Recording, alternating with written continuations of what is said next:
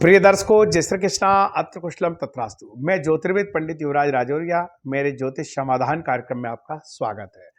आज हम चर्चा करेंगे शरद पूर्णिमा की। दर्शकों, शरद पूर्णिमा पर इतने उपाय किए जाते हैं क्योंकि चंद्रमा जो है महालक्ष्मी जी का भाई है। चंद्रमा का भी उद्भव समुद्र से हुआ है और महालक्ष्मी जी समुद्र से निकली हैं। अतः चंद्रमा और महालक्ष्मी आपस में बहन भाई, शास्त्रों में उनको यह रिश्ता बतलाया है। तो शरद पूर्णिमा पर ऐसे उपाय हैं, उनको करने से आपके यहां वर्ष भर धन की कमी नहीं होगी। शरद पूर्णिमा पर आप ये उपाय करें तो आपके यहां धन धान्य की कमी नहीं आएगी। इसके अलावा शरद पूर्णिमा किसके लिए प्रसिद्ध है? आयुर्वेद और ज्योतिष दोनों एक दूसरे के पूरक हैं। आयुर्वेद में शरद पूर्णिमा का बहुत बड़ा महत्व है।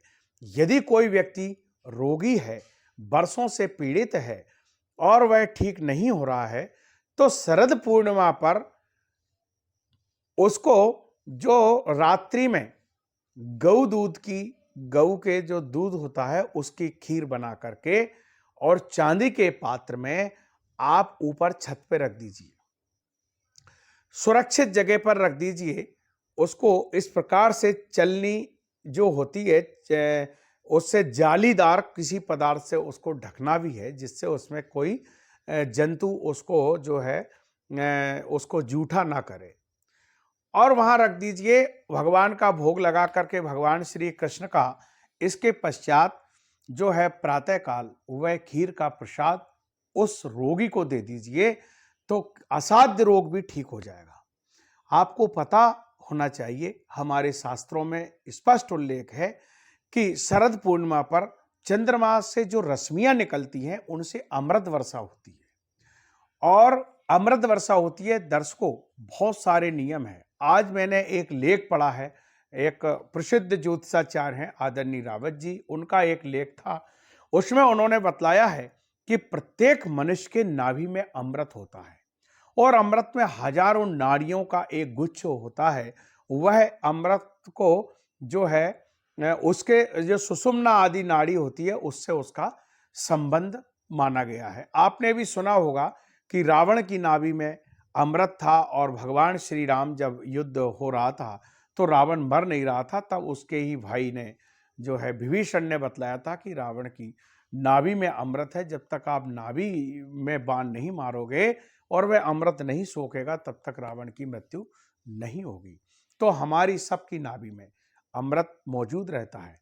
इसको बढ़ाने के लिए, इस अमृत को का संकलन करने के लिए आपको शरद पूर्णिमा पर छत पर, मकान की छत पर या मैदान में जहां कहीं भी सुरक्षित जगह हो वहां बिछा करके आप सीधे लेट जाएं और प्राणायाम करें। प्राणायाम करने से अमृत की जो रश्मियां हैं चंद्रमा की, वह अमृत आपको ज्यादा से ज्यादा प्राप्त होगा।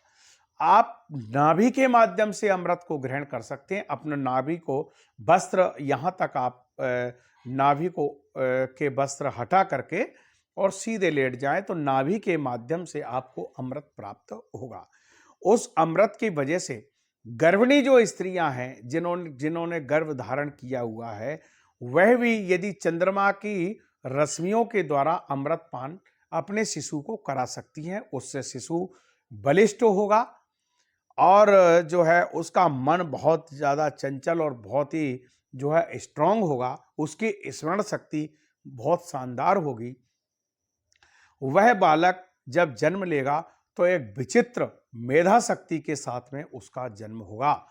दर्शकों, इस प्रकार की विधियां शास्त्रों में बतलाई हैं। मंदोदरी का आपने नाम सुना है। लंकापति रावण की पत्नी मंदोदरी थी और मंदोदरी, रावण जो है आयुर्वेद का भी ज्ञाता था।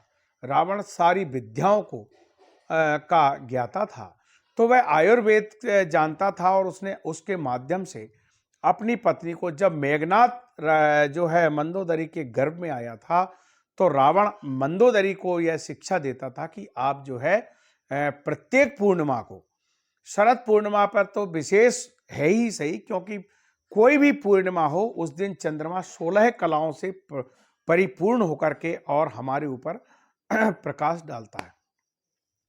तो मंदोदरी प्रत्येक पूर्णिमा पर नाभि को जो है नाभि के वर सीधा लेट जाती थी और चंद्रमा की रश्मियां जो है नाभि के माध्यम से उस शिशु को प्राप्त होती थी, जिससे मेघनाथ बहुत बलवान पैदा हुआ, बहुत मेधा शक्ति योगी हुआ।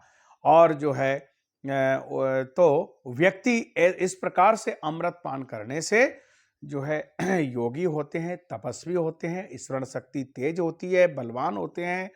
तो शरद पूर्णिमा पर हमें यह उपाय करना चाहिए।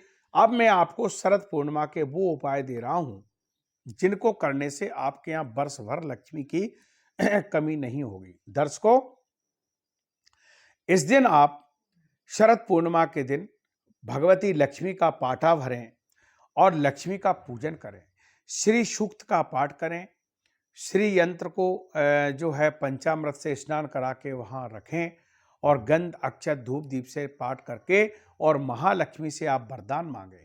वहाँ कुछ जो आप कोड़ी होती है वह कोड़ी भी वहाँ रखें, उनका पूजन करें, लाल वस्त्र बांध कर वह कोड़ी जो है पूजन के उपरांत अपनी तिजोरी या जहाँ भी आप पैसा धन रखते हैं वहाँ रखें। ऐसे उपाय करने से आपके यहाँ कभी भी धन की कमी नहीं होगी। दर्शकों, इसके अलावा भी आप एक चांदी का सिक्का लें, उसको एक तांबे के लोटा में वहाँ पंचामृत से स्नान करा के करके रखें और उसको लाल वस्त्र से उस बांध करके और अपनी तिजोरी या वहाँ रखें, तो भी आपके यहाँ धन की कमी कभी नहीं आएगी। इस प्रकार से शरद पूर्णिमा पर बहुत सारे उपाय शास्त्रों में दिए हैं जिससे धन की भी कमी नहीं होगी। और आयुर्वेद के जो खीर वाला उपचार है, इसको यदि हम करेंगे तो रोगी भी शीघ्र ही ठीक हो जाएगा, या रोगी नहीं भी है तब भी उस खीर का प्रसाद लेने से जो है कोई रोगी होगा ही नहीं, क्योंकि वह अमृत युक्त खीर है। ऐसे उपाय, छोटे छोटे उपाय हमारे शास्त्रों में बतलाए हैं, इनको करने से व्यक्ति बहुत कुछ लाभ प्राप्त कर सकता है। जय श्री कृष्ण।